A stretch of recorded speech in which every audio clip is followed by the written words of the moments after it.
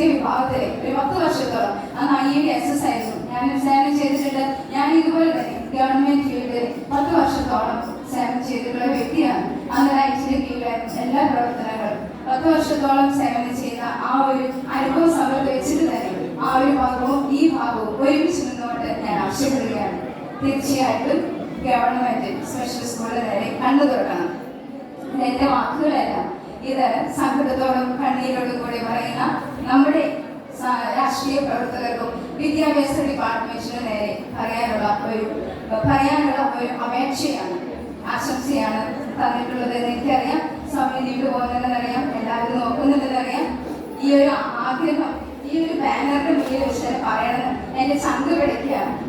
ഇത് ഈ പ്രോഗ്രാം നടത്തുന്നവരോടുള്ള ഒരു എതിർപ്പല്ല, നിങ്ങൾക്ക് നന്നായി ചെയ്തിട്ടുണ്ട്, ഏറ്റവും നല്ല രീതിയിൽ ചെയ്തിട്ടുണ്ട്. ഞങ്ങളുടെ ആതിഥേയത്വം വഹിച്ചപ്പോൾ ഞങ്ങൾ ആഗ്രഹിച്ചു ഏറ്റവും വലിയ രീതിയിൽ ഇത് ചെയ്തു കൊടുക്കാനാണ്.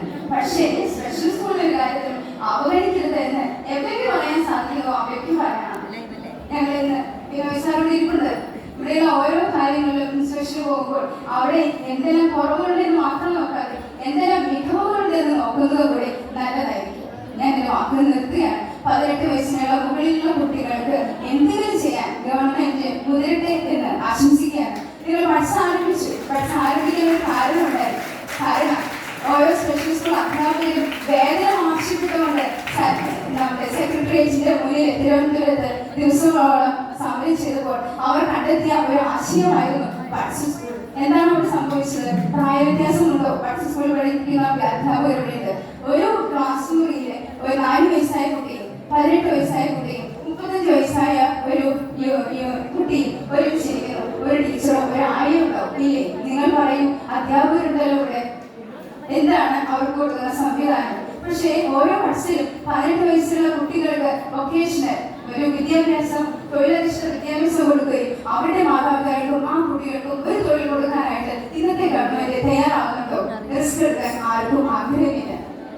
സ്നേഹമുള്ളവരെ, ഇന്ന് ഞാൻ നിങ്ങളുടെ മുന്നിൽ നിൽക്കുമ്പോൾ ഞാൻ ആഗ്രഹിക്കുകയാണ്, ഓരോ ജനറൽ സ്കൂളിലും വാട്സപ്പ് സ്കൂളിലും കുട്ടികൾ അഡ്മിഷൻ ചെല്ലും.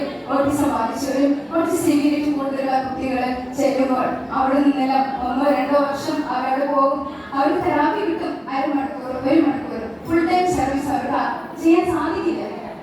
ഈ കുട്ടികളുടെ എടുത്ത് മാറ്റാനോ അപ്പി കഴി കൊടുക്കാനോ യൂറിനിൽ കൊണ്ടുപോകുവാനോ ഇന്ന് ജനറൽ സ്ഥാപനങ്ങളിലെ ഒരു സംസ്കാരിക തലത്തിൽ അല്ലെങ്കിൽ വിദ്യാഭ്യാസ തലത്തിൽ ഇത് ആരോഗ്യമുണ്ടോ? ചെയ്യാൻ സാധിക്കില്ല. അവർക്ക് ലിമിറ്റേഷൻസ് ഉണ്ട്.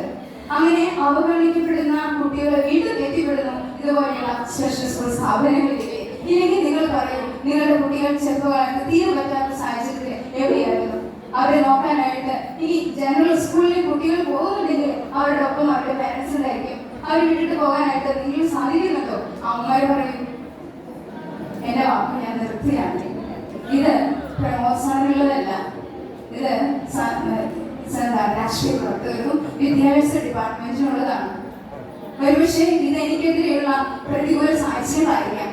എങ്കിലും ഞാൻ സത്യത്തിനും നീതിക്ക് വേണ്ടി നിലകൊള്ളുന്നു. Thank you.